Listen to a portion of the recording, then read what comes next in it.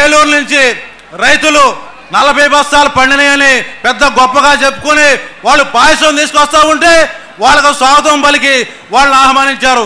ఇదేనా రైతు ప్రభుత్వం అని నేను గట్టిగా నిలదీస్తా ఉన్నాను.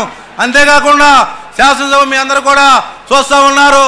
రైతుల గురించి కానీ, డ్వాక్రా మహిళల గురించి కానీ, విద్యార్థుల గురించి కానీ అన్ని విధాలుగా మన నాయకుడు జగన్మోహన్ రెడ్డి గారు అసెంబ్లీలో నిలదీస్తూ ఉంటే దానిలో కొంత ఒక కమిటీ ఏర్పడింది. మరి ముఖ్యమంత్రి గారు ప్రతిపక్ష సమస్యలన్నీ కూడా జగన్మోహన్ రెడ్డి గారు అసెంబ్లీలో ప్రస్తావిస్తే అవన్నీ కూడా ప్రజల వద్దకు వెళ్ళిపోతూ ఉంటాయి. అవి రికార్డు పరంగా మరి అసెంబ్లీలో రికార్డు అవుతూ ఉంటాయి. అవన్నీ కూడా ప్రజలకు తెలిసిపోతే మనం చెప్పిన అబద్ధాలు బయటపడతాయి. ఇవన్నీ కూడా కాదు. మీ అందరూ కూడా అసెంబ్లీలో నేను ఒకటే చెప్తా ఉన్నాను, జగన్మోహన్ రెడ్డి గారు ఎప్పుడైతే మైకిస్తారో మీ అందరూ కూడా 5 సభ్యులు ఉన్నారు అసెంబ్లీలో, 5 సభ్యులు ఒక్కొక్కరికి మైక్ ఇచ్చి మన నాయకుడు జగన్మోహన్ రెడ్డి గారిని వాస్తవాలు మాట్లాడలేకుండా మైక్ కట్ చేయటం జరుగుతుందని మీ అందరికి కూడా తెలియజేస్తా ఉన్నాను. మనం అందరూ కూడా శాసనసభలో ఈ యొక్క రాష్ట్రంలో రైతులకు ఏం మేలే జరుగుతుందని అందరూ కూడా ఎదురు చూస్తూ ఉన్నారు. కానీ అసెంబ్లీ సమావేశాలు చూస్తూ ఉంటే ఈ రాష్ట్ర ప్రభుత్వం పెట్టినటువంటి ఇబ్బందులు ప్రతిపక్ష నాయకులకు మైక్ ఇవ్వకుండా ప్రతిపక్ష శాసనసభ్యులకి మరి వాళ్ళ నియోజకవర్గాల్లో ఉన్నటువంటి సమస్యలను మాట్లాడు తప్పకుండా రాబోయే రోజుల్లో ఈ రాష్ట్రానికి ముఖ్యమంత్రి కావాలని మనం కోరుకుంటున్నాం కాదు, ఈ రాష్ట్ర ప్రజలందరూ కూడా కోరుకుంటూ ఉన్నారు. తప్పకుండా రాబోయే రోజుల్లో రాబోయే ఎలక్షన్లో జగన్మోహన్ రెడ్డి గారు ఒక యువశక్తిగా మరి ఈ రాష్ట్రంలో మరి తుఫాను 150-170 కిలోమీటర్ల వేగంతో చెట్లన్నీ కూడా పడిపోతూ ఉంటే మనం చూస్తూ ఉన్నాం. మన నాయకులు జగన్మోహన్ రెడ్డి గారు ప్రజల ఆదరణ ఒక తుఫాన్లాగా వచ్చి 175 సీట్లలో 120-130 సీట్లు మన జగనన్న గారు గంటా విజయం సాధిస్తారని ఈ రాష్ట్రానికి ముఖ్యమంత్రి అవుతారని కూడా ప్రజలు కోరుకుంటూ ఉన్నారు. తప్పకుండా మరి ప్రజలైతే ఏది కోరుకుంటున్నారు, రాజశేఖర రెడ్డి గారి పరిపాలనలో ఈ రాష్ట్రంలో రైతులందరూ కూడా సురక్షితంగా ఉన్నారు, అన్ని వర్ణాలు కూడా బాగున్నాయి, విద్యార్థులు బాగా ఉన్నారు. ఎందుకంటే ఫీజులన్నీ కూడా పూర్తిగా కట్టినటువంటి రాజశేఖర రెడ్డి గారు మరి ఈరోజు పూజ విషయానికి వస్తే ఫీజులు 30,000 కడుతూ ఉన్నారు. మరి అంతేకాకుండా రైతులందరూ కూడా ఆ రోజున ఎక్కడ కూడా రోడ్డు మీదకి వచ్చి మాకు గిట్టుబాటు ధర కల్పించండి, మేము రైతులము నష్టపోతూ ఉన్నామని ఏ ఒక్క రైతు కూడా ధర్నాలు చేసినట్టు దాఖలాలు లేవు. ఎందుకంటే ఆ విషయాల్లో ముందుగానే మన నాయకులు ఆ రోజున మాజీ ముఖ్యమంత్రి గారు రాజశేఖర రెడ్డి గారు ఒక పంట ముందు వస్తుందంటే మిర్చి ఎన్ని క్వింటాలు ఉంటుంది, ఎన్ని ఎకరాల్లో ఎస్ఆర్లు ఉంది, దానికి ఎంత గిట్టుబాటు ధర కల్పించాలని ఒక యాక్షన్ ప్లాన్గా ముందుగానే రైతులకు ఏ నష్టం లేకుండా ముందు నుంచే కొనుగోలు చేసేవారు. మరి అంతేకాకుండా మరి పసుపు చాలామంది రైతులు ఈ రోజున 4 సంవత్సరాల నుంచి కూడా మరి ఇబ్బంది పడుతూ ఉన్నారు.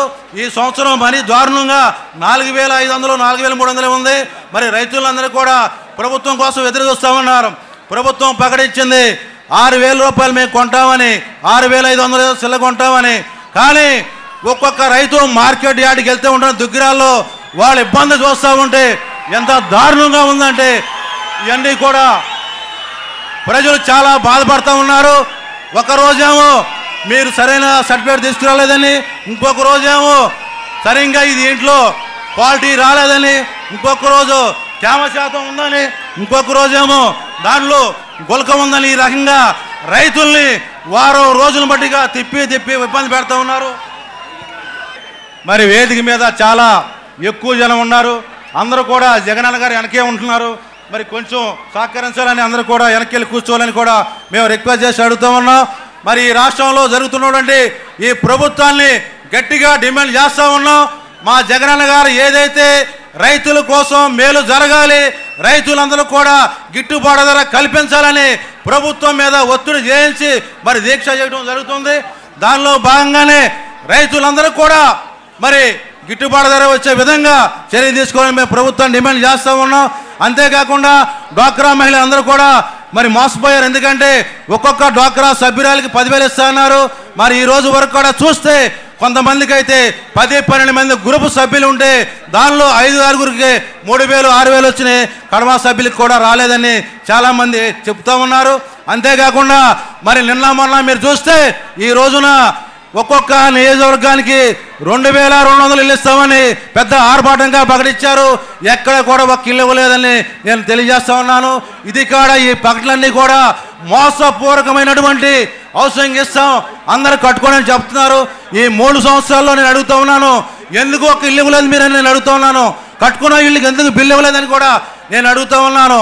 అంతేకాకుండా గ్రామాల్లో ఉన్నటువంటి ఏ ఒక్క సంక్షేమ పథకాలు కూడా ప్రజలకు పూర్తిగా అందట్లేదు. జన్మభూమి కమిటీ వాళ్ళు వాళ్ళ బంధువులకి వాళ్ళ పార్టీ కార్యకర్తలు తప్ప ఎక్కడ కూడా న్యాయం జరగకుండా వాళ్ళు అడ్డుపడుతూ ఉన్నారని నేను తెలియజేస్తా ఉన్నాను. మరి అంతేకాకుండా ఈ అన్ని విషయాలు కూడా మన నాయకులు జగన్మోహన్ రెడ్డి గారు అన్ని విషయాల్లో ఎక్కడ అన్యాయం జరిగినా మరి అదేవిధంగా మనం మీరందరూ కూడా చూశారు.